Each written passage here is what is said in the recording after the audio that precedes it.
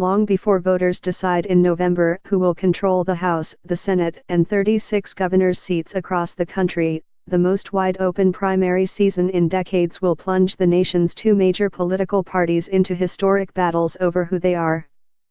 The long-anticipated 2018 midterm elections are rapidly approaching, a referendum on President Donald Trump and the GOP majority, and a gauge of Americans' expectations of government. But first, the parties and their voters must chart a course through their nominating contests.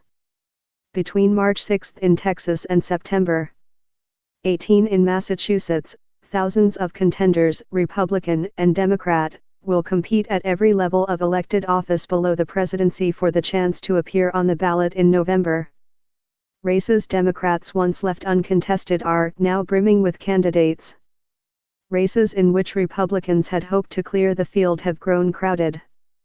And the power of national parties, on both sides, to moderate the conflicts remains low, as populist passions roil both the liberal and conservative grassroots.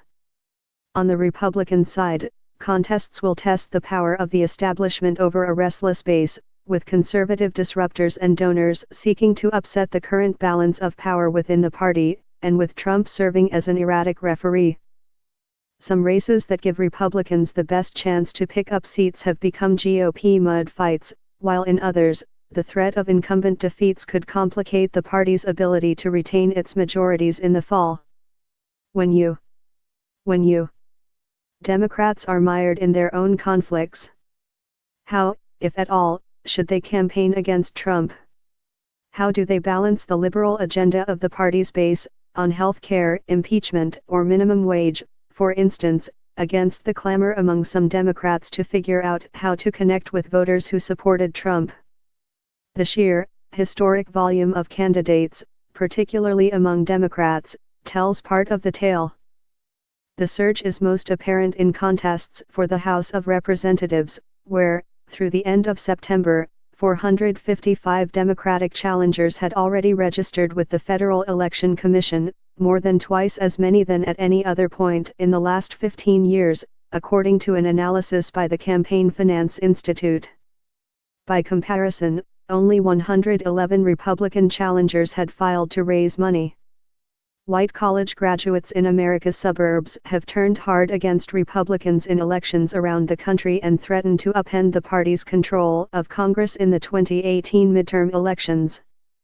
Put off by Donald Trump's presidency, they have been shunning Republicans in congressional and state.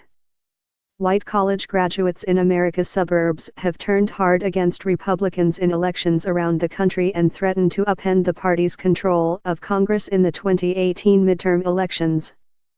Put off by Donald Trump's presidency, they have been shunning Republicans in congressional and state.